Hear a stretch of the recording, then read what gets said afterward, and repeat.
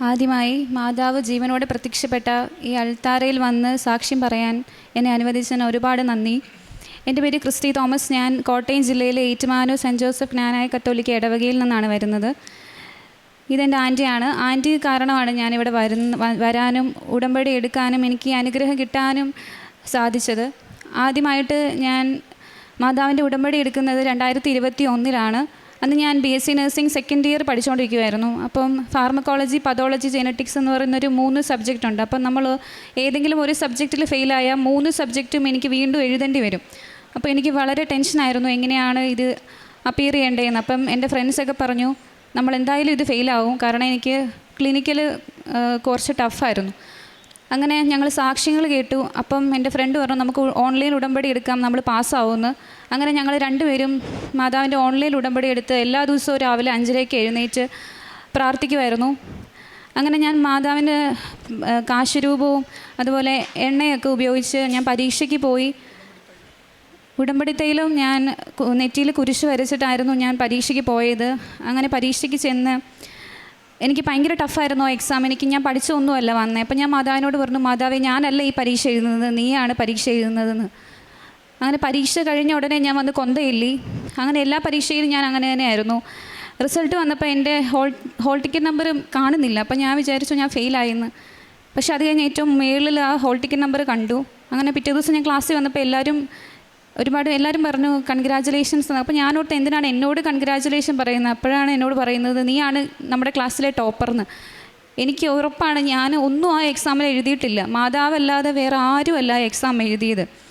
അങ്ങനെ എൻ്റെ എക്സാം എൻ്റെ എല്ലാ BSc നഴ്സിംഗിൻ്റെ എക്സാമിനും ഇതേപോലെ തന്നെയാണ് ഞാൻ പരീക്ഷയ്ക്ക് പോയത്. എനിക്ക് അന്നൊന്നും പേടിക്കേണ്ട അവസ്ഥയായി വന്നിട്ടില്ല. അതിനുശേഷം ഞാൻ 2023 എന്ത് ചെയ്യണം എന്നറിയത്തില്ല. OET എഴുതണം കുറേ പേര് പറയുന്നു എക്സ്പീരിയൻസ് എടുക്കണം എന്ന്. പക്ഷേ എനിക്ക് ഭയങ്കര കൺഫ്യൂഷനായിരുന്നു. അങ്ങനെ ഞാൻ മാതാവിനോട് പ്രാർത്ഥിച്ചു. അപ്പോൾ മാതാവ് എനിക്കെന്തോ ഒരു ഉള്ളിൽ നിന്ന് പറയുന്നു OET എഴുത്, ഡൽഹിക്ക് പോകണ്ട. അപ്പം ഞാൻ മാതാവിനോട് ഇവിടെ വന്ന് ഞാൻ ഉടമ്പടി എടുത്ത് ഞാൻ OETക്ക് പ്രിപ്പയർ ചെയ്തു. അങ്ങനെ എക്സാം എഴുതിയപ്പോൾ റീഡിങ് ഭയങ്കര ടഫായിരുന്നു. എനിക്ക് മാത്രമല്ല എല്ലാ പിള്ളേർക്കും. അപ്പം ഞങ്ങൾക്ക് ലൊക്കേറ്റ് ചെയ്യാൻ പോലും പറ്റുന്നില്ല റീഡിങ്. അങ്ങനെ ഞാൻ അവസാന നിമിഷം അസസർ എൻ്റെ മുമ്പിൽ വന്നപ്പോഴാണ് ഞാൻ 10 ക്വസ്റ്റ്യൻ ആൻസർ ചെയ്യുന്നത്. ഒരു 10 ക്വസ്റ്റ്യനോളം ഞാൻ അറ്റൻഡ് ചെയ്തിട്ടേ ഇല്ല. അപ്പം ഞാൻ എന്തായാലും ഉറപ്പിച്ചു ഞാൻ തോറ്റുപോയി. അത് കഴിഞ്ഞിട്ട് എൻ്റെ റൈറ്റിംഗ് വന്നു. ഞാൻ ഈ റീഡിങ്ങിൻ്റെ ടെൻഷനിലാണ് റൈറ്റിംഗ് എഴുതിയത്. റൈറ്റിങ്ങിനും എനിക്ക് ഭയങ്കര പാടായിരുന്നു. പിന്നെ സ്പീക്കിംഗ് കഴിഞ്ഞു. അങ്ങനെ എക്സാമിൻ്റെ റിസൾട്ട് വന്നപ്പോൾ എനിക്ക് റൈറ്റിങ്ങിനാണ് C ആയിപ്പോയത്. ബാക്കി എല്ലാത്തിനും എനിക്ക് B ഉണ്ടായിരുന്നു. പക്ഷേ എനിക്ക് മാതാവ് ക്ലബ്ബിംഗ് സ്കോർ തന്ന് മാതാവ് എന്നെ അനുഗ്രഹിച്ചു. വേറെ ഏതെങ്കിലും വിഷയത്തിന് C ആയിരുന്നെങ്കിൽ എനിക്ക് ആ ക്ലബ്ബിംഗ് സ്കോർ കിട്ടത്തില്ലായിരുന്നു. അങ്ങനെ എൻ്റെ ക്ലബ്ബിംഗ് സ്കോർ തീരുന്ന ആ മാസം ഞാൻ വീണ്ടും ഒന്നും കൂടെ OET എഴുതാമെന്ന് വിചാരിച്ചു. ഇവിടെ വന്ന് പ്രാർത്ഥിച്ചു. അപ്പം ഞാൻ മാതാവിനോട് പറഞ്ഞു ഇനി ഞാൻ മാതാവ് ഈ OET എഴുതത്തില്ല, നീ എന്നെ അവിടെ കൊണ്ടുപോകുന്നുണ്ടെങ്കിൽ മാത്രമേ എന്നെ ജയിപ്പിച്ചാൽ മതി, വെറുതെ പ്രതീക്ഷ എനിക്ക് തരരുതെന്ന് പറഞ്ഞു. അങ്ങനെ ഞാൻ 2ാമത് പരീക്ഷ എഴുതിയപ്പോൾ എനിക്ക് ഭയങ്കര ടെൻഷനുള്ള ആളാണ്. അപ്പോൾ ഒരുപാട് പേരെ കാണുമ്പോൾ എനിക്ക് ടെൻഷനാണ്. അപ്പോൾ ഞാൻ മാതാവിനോട് പറഞ്ഞു എനിക്കൊരു പീസ്ഫുള്ളായിട്ടുള്ളൊരു സ്ഥലത്ത് നിന്ന് പരീക്ഷ എഴുതാൻ പറ്റണേന്ന്. അങ്ങനെ മാതാവ് എനിക്ക് നല്ലൊരു സ്ഥലം പത്തനംതിട്ടയിൽ തന്നു. അങ്ങനെ അവിടെ നിന്ന് ഞാൻ വളരെ കൂളായിട്ട് പരീക്ഷ എഴുതി. റിസൾട്ട് വന്ന സമയത്ത് ഞാൻ ക്ലബ്ബിംഗ് സ്കോർ മാത്രമേ ഞാൻ പറഞ്ഞുള്ളൂ. പക്ഷേ എനിക്ക് മാതാവ് എല്ലാ വിഷയത്തിനും വീണ്ടും B തന്ന് 2 വർഷത്തെ വാലിഡിറ്റിയോടുകൂടി മാതാവ് എന്നെ രക്ഷിച്ചു. അപ്പോൾ എനിക്ക് ഉറപ്പായിരുന്നു എന്തായാലും എനിക്ക് പോകാൻ പറ്റും, അല്ലെങ്കിൽ എനിക്ക് ഈ 2 വർഷം കിട്ടത്തില്ല. അപ്പോൾ എനിക്ക് പണ്ട് മുതലേ ഞാനിങ്ങനെ യൂട്യൂബിലൊക്കെ വീഡിയോസ് കാണുമ്പം അവിടെ അയർലൻഡ് മാതാവിൻ്റെ സ്ഥലമാണ്. അപ്പോൾ അവിടെ ഒരു മാതാവ് പ്രത്യക്ഷപ്പെട്ട ഒരു പള്ളി ഉണ്ടെന്നൊക്കെ പറയുമ്പോൾ ഞാൻ ഇങ്ങനെ വെറുതെ വിചാരിക്കുമായിരുന്നു അവിടെ നിന്ന് പോകാൻ പറ്റിയിരുന്നെങ്കിൽ എന്ന്. അങ്ങനെ ഞാനിരുന്നപ്പോൾ എൻ്റെ കൂടെ OET പഠിച്ചൊരു കൊച്ചുണ്ടായിരുന്നു. അവൾ ഹിന്ദുവാണ്. അപ്പം അവൾക്ക് ഭയങ്കര പേടിയായിരുന്നു പരീക്ഷയ്ക്ക്. അപ്പം ഞാനിങ്ങനെ പറഞ്ഞു മാതാവിനോട് പ്രാർത്ഥിക്കുക. അപ്പം അവൾ മാതാവിനോട് പ്രാർത്ഥിച്ചു. അങ്ങനെ അവൾക്ക് അയർലൻഡ് സ്കോറാണ് കിട്ടിയത്. അവൾ അങ്ങനെ അയർലൻഡിൽ ചെന്നായിരുന്നു. അങ്ങനെ അവൾ 1 വർഷം കഴിഞ്ഞപ്പോൾ എന്നോട് പറഞ്ഞു എടി ഒരു വേക്കൻസി വന്നിട്ടുണ്ട്, അത് ഞാൻ HR പറഞ്ഞ് നിനക്ക് എങ്ങനെയെങ്കിലും ഞാൻ റെക്കമെൻഡ് ചെയ്യാമെന്ന് പറഞ്ഞു. അങ്ങനെ എനിക്ക് അവർ ഇൻ്റർവ്യൂ തന്നപ്പോഴും എനിക്ക് വലിയ പ്രതീക്ഷയൊന്നും ഇല്ലായിരുന്നു. കാരണം ഇപ്പോൾ പ്രോസസ്സിംഗ് ഒന്നും നടക്കുന്നില്ല. അങ്ങനെ ഞാൻ ഇൻ്റർവ്യൂവിന് ഇരുന്നപ്പോൾ നെറ്റ്വർക്കിൻ്റെ ഇഷ്യൂ കാരണം അവർ പറയുന്നൊന്നും കേൾക്കാൻ വയ്യായിരുന്നു. അവർ 1 ചാൻസ് തന്നു, 2 ചാൻസ് തന്നു. പിന്നെ എനിക്ക് നോർമൽ കോൾ വരെ വിളിച്ചു. എന്നിട്ടും എനിക്കൊന്നും കേൾക്കാൻ വയ്യ. അവസാനം ഞാൻ വിചാരിച്ചു എൻ്റെ ഈ ഇൻ്റർവ്യൂ പോയി.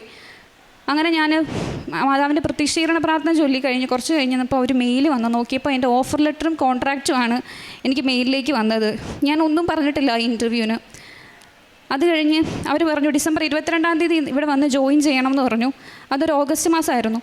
അപ്പം അയർലൻഡിൻ്റെ പ്രോസസ്സിങ് നമുക്ക് അറിയാം, ഭയങ്കര ഡിലേ ആണ്. ഞാൻ ഒന്നും തുടങ്ങിയിട്ടില്ല പ്രോസസ്സിങ്. അപ്പം ഞാൻ മാതാവിനോട് പറഞ്ഞു, മാതാവ് ഇത് നീ എനിക്ക് തന്നതാണെങ്കിൽ എനിക്ക് അവിടെ പോകാൻ പറ്റണേന്ന്. അങ്ങനെ ഞാൻ ആ സ്ഥലം വെറുതെ ഗൂഗിൾ ചെയ്ത് നോക്കിയപ്പോൾ മാതാവ് പ്രത്യക്ഷപ്പെട്ട പള്ളിയുടെ തൊട്ടടുത്താണ് ഞാൻ പോകുന്ന ഹോസ്പിറ്റൽ. പിന്നെ ഞാൻ എൻ്റെ പ്രോസസ്സിങ് തുടങ്ങിയപ്പോൾ ഭയങ്കര ഡിലേ ആയിരുന്നു. എനിക്ക് കോളേജിൽ നിന്ന് സർട്ടിഫിക്കറ്റ് കിട്ടുന്നില്ല. ഞാൻ പഠിച്ച ഹോസ്പിറ്റലിൽ നിന്ന് സർട്ടിഫിക്കറ്റ് കിട്ടാൻ കുറച്ച് പാടായിരുന്നു. അവസാനം ഞാൻ ഇവിടെ വന്ന് ആൻറ്റി പറഞ്ഞു ഒന്നും കൂടെ നീ ഉടമ്പടി എടുക്കുക, അപ്പോൾ പുതുക്കുമ്പോൾ എന്തായാലും നിനക്ക് കിട്ടുമെന്ന് പറഞ്ഞു. ഞാൻ ഇവിടെ വന്ന് മാതാവിൻ്റെ ഉടമ്പടി ഒന്നും കൂടെ പുതുക്കി.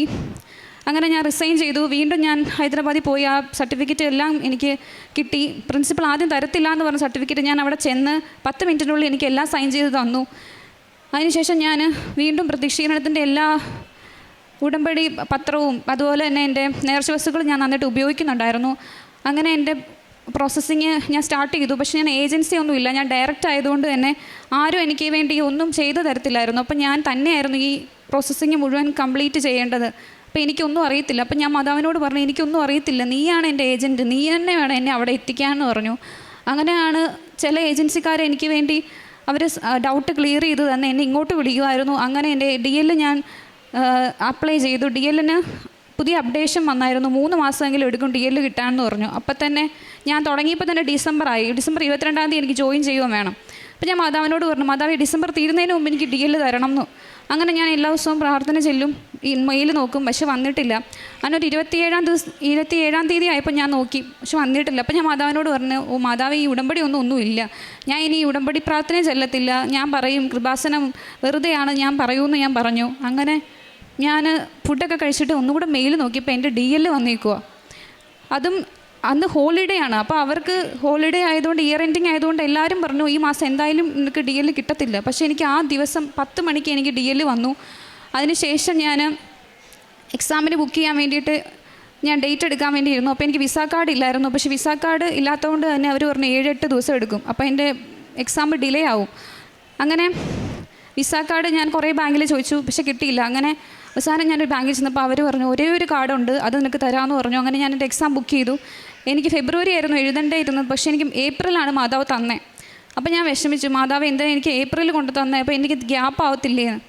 പക്ഷേ മാതാവ് അപ്പോഴാണ് എനിക്ക് മനസ്സിലായത് ഈ മാർച്ച് കഴിഞ്ഞിട്ട് ഈ എക്സാം എഴുതുന്നവർക്കെല്ലാം സാലറി കൂടുതലാണ് ഇപ്പോൾ പുതിയ ഗവൺമെൻറ് റൂൾ പ്രകാരം കിട്ടുന്നത്. അപ്പോൾ അങ്ങനെയും മാതാവ് എന്നെ അനുഗ്രഹിച്ചു. അതുപോലെ എനിക്ക് പേടിയായിരുന്നു, എങ്ങനെ ഞാനൊരു രാജ്യത്തേക്ക് ഒറ്റയ്ക്ക് പോകും, എനിക്ക് അറിയത്തില്ല.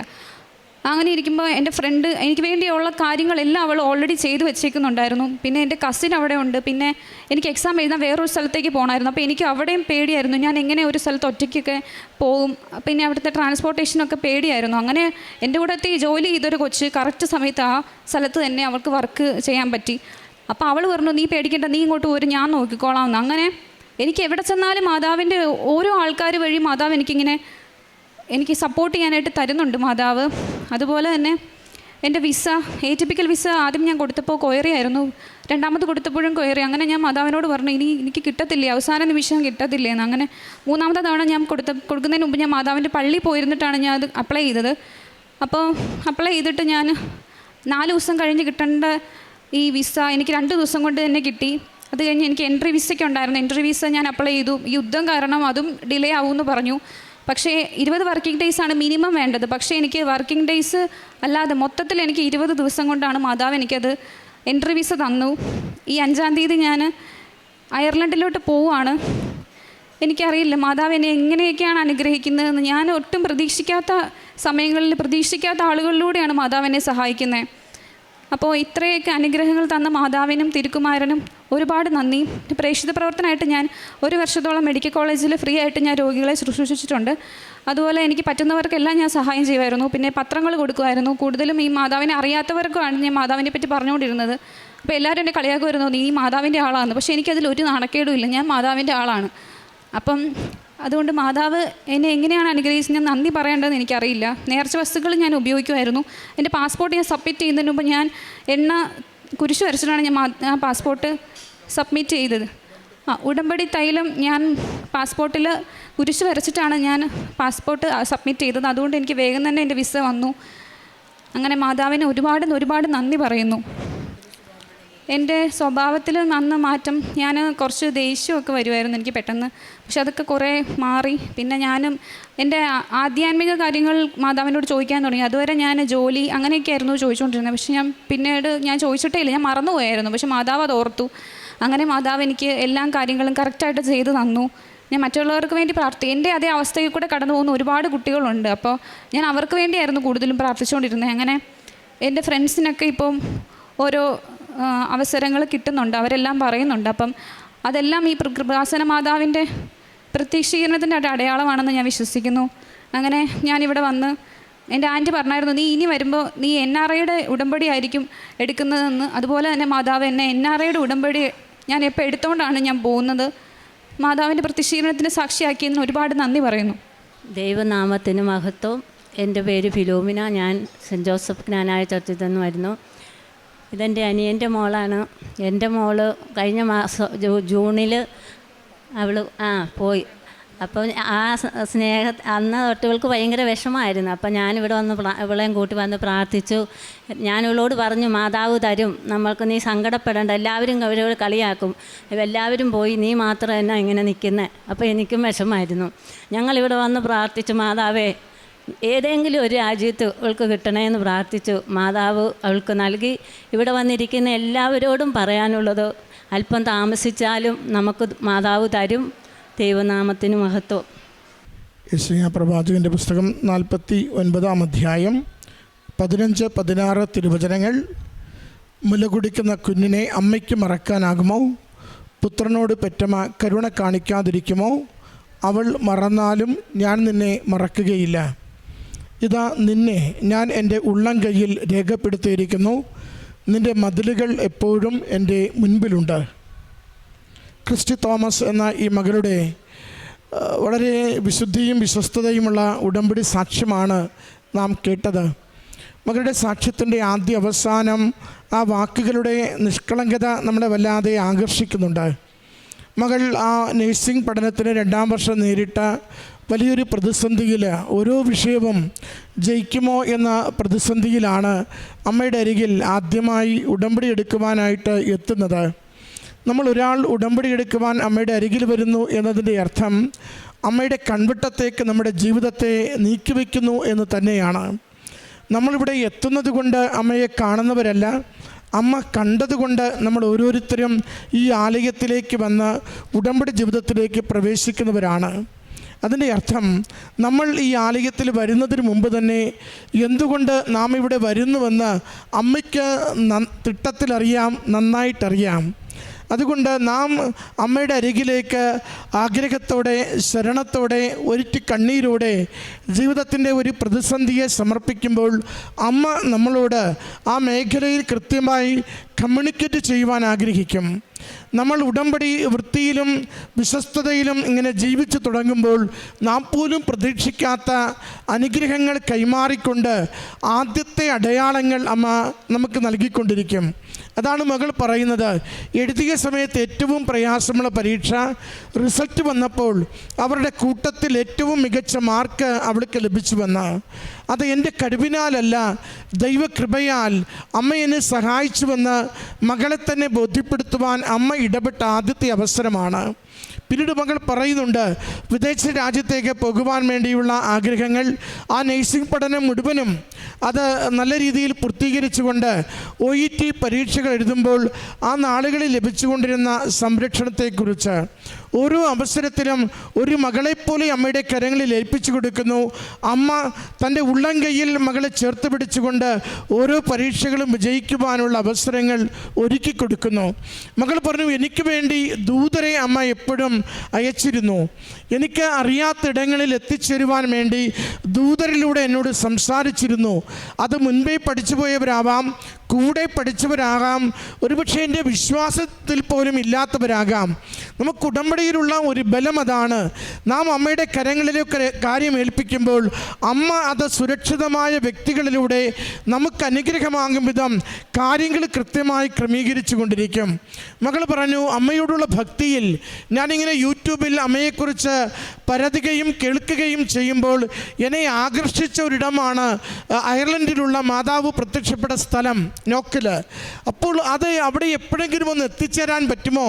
ആ രാജ്യത്ത് അമ്മയുടെ ആ ദേവാലയത്തിനരികിൽ ഒന്ന് എത്താൻ എനിക്ക് എന്തെങ്കിലും ഒരു വഴി കാണുമോ എന്ന് വെറുതെ പ്രാർത്ഥിച്ചു കൊണ്ട് പോകുമ്പോൾ ഞാൻ ചോദിക്കുമായിരുന്നു. പക്ഷേ എൻ്റെ വിസയിൽ ഇന്ന് അടിച്ചുകിട്ടിയിരിക്കുന്ന സ്ഥലം നോക്കാണ്. അമ്മ മാതാവ് വർഷങ്ങൾക്കിപ്പുറം 2024 ഞാൻ ഇങ്ങനെ പ്രാർത്ഥിച്ചിരുന്നൊരു വിഷയത്തെ അമ്മ ഏറ്റെടുത്തുകൊണ്ട് എൻ്റെ ജീവിതത്തെ വഴി നടത്തി ആ ഇടത്തേക്ക് തന്നെ കൊണ്ടുചെന്ന് ഞാൻ പ്രാർത്ഥനയായി കൊടുത്തത് അമ്മ എനിക്ക് അനുഗ്രഹമായി തിരികെ നൽകിയെന്ന്. പ്രിയമുള്ളവരെ, ഉടമ്പടി എപ്പോഴും അങ്ങനെയാണ്. നാം കാണുന്നതിനപ്പുറം നമ്മളെ കാണുകയും നാം മറ്റുള്ളവരെ കരുതുന്നതിനപ്പുറം ദൈവം നമ്മളെ കരുതുകയും നമുക്ക് കണ്ണുകളിൽ തടസ്സവും പ്രതിസന്ധിയുമായി നിൽക്കുന്നതിന്മേൽ ദൈവം നിരന്തരം കൃപ ചൊരിഞ്ഞുകൊണ്ട് സമയത്തിൻ്റെ പൂർണ്ണതയിൽ കൂടുതൽ അനുഗ്രഹം പ്രാപിക്കും വിധം ആ ജീവിത വിഷയത്തെ ശുഭപര്യവസാനമാക്കും വിധം നമ്മളെ സഹായിക്കും. മക്കൾ, അതാ പറഞ്ഞത്, ആഗ്രഹിച്ചത് മുഴുവനും ഈ മാർച്ചിന് മുമ്പ് എങ്ങനെയെങ്കിലും എത്തിച്ചേരാനാണ്. അമ്മ അനുവദിച്ചു കൊടുത്തത് ഏപ്രിലിലേക്കാണ്. പക്ഷേ ഇപ്പോൾ മകൾക്കറിയാം ഏപ്രിലിൽ ഒരു അനുഗ്രഹമുണ്ട്. സാലറി പാറ്റേൺ മാറും. മെച്ചപ്പെട്ട ഒരു സാഹചര്യത്തിലേക്ക് എൻ്റെ ജീവിതത്തെ അവിടെ ഉയർത്തുവാനായി അമ്മ 1 മാസം 1.5 മാസം വൈകിച്ചെങ്കിൽ എന്താ, എന്നെ കൂടുതൽ സുരക്ഷിതമാക്കുകയാണെന്ന്. അതുകൊണ്ട് ഉടമ്പടിയുടെ അനുഗ്രഹങ്ങൾ അത് ഉറപ്പാണ്. എന്തെങ്കിലും കാര്യത്തിൽ വൈകലുണ്ടെങ്കിൽ അതിൻ്റെതായ നന്മയുടെ കാരണമുണ്ടാവും. നമ്മൾ ഉടമ്പടി എങ്ങനെ അമ്മ മാതാവിനോട് കൂടുതൽ സ്നേഹത്തിലും കൂടുതൽ വിശ്വാസത്തിലും കൂടുതൽ നന്മ പ്രവൃത്തികളിലും ബലം പിടിപ്പിക്കുന്നുവോ അതിനും എത്രയോ മടങ്ങ് ദൈവം നമ്മുടെ ജീവിതത്തെ അനുഗ്രഹിക്കുവാൻ വേണ്ടി ജീവിത പരിസരങ്ങളിലേക്ക് ഇറങ്ങി വരും. അതിൻ്റെ സാക്ഷ്യമാണ് മകൾ ഈ അൾത്താരയിൽ പങ്കുവെച്ചത്. എൻ്റെ പരീക്ഷണങ്ങൾ, എൻ്റെ പരീക്ഷകൾ, എൻ്റെ പരീക്ഷണങ്ങൾ, എൻ്റെ പരാജയങ്ങൾ, എൻ്റെ കാത്തിരിപ്പ്, എല്ലാത്തിനും അമ്മയ്ക്കൊരു പദ്ധതിയുണ്ടായിരുന്നു. അതെൻ്റെ ജീവിതത്തെ സുരക്ഷിതമാക്കുവാനും സമൃദ്ധമായി അനുഗ്രഹിക്കുവാനുമുള്ള പദ്ധതിയായിരുന്നു. ആ പദ്ധതി ഞാനിന്ന് തിരിച്ചറിയുന്നു. അതിന് ഞാൻ എന്നെ പ്രത്യക്ഷീകരണത്തിൻ്റെ സാക്ഷിയാക്കിയെന്ന് ലോകത്തോട് ഏറ്റുപറയുന്നുവെന്ന്. ഈ മകൾക്ക് ലഭിച്ച ആത്മീയ ബോധ്യങ്ങൾക്ക്, ജീവിത മാറ്റങ്ങൾക്ക്, ഇപ്പോൾ ലഭിച്ച അനുഗ്രഹത്തിന് എല്ലാം അമ്മ മാതാവിനും തിരുക്കുമാരനും നന്ദി പറഞ്ഞുകൊണ്ട് കരങ്ങളടിച്ച് ഈ സാക്ഷ്യം നമുക്ക് പങ്കുവെക്കാം. അത്യപൂർവ ദൈവാനുഭവങ്ങൾ ഇനി നിങ്ങൾക്കും സ്വന്തം. ഈ യൂട്യൂബ് ചാനൽ ഇതുവരെ സബ്സ്ക്രൈബ് ചെയ്തിട്ടില്ലെങ്കിൽ ഇപ്പോൾ തന്നെ സബ്സ്ക്രൈബ് ചെയ്യുക. ഈ വീഡിയോ ഇപ്പോൾ തന്നെ നിങ്ങളുടെ സുഹൃത്തുക്കൾക്ക് ഷെയർ ചെയ്തുകൊണ്ട് കർത്താവിൻ്റെ പ്രേക്ഷിതരാകുക.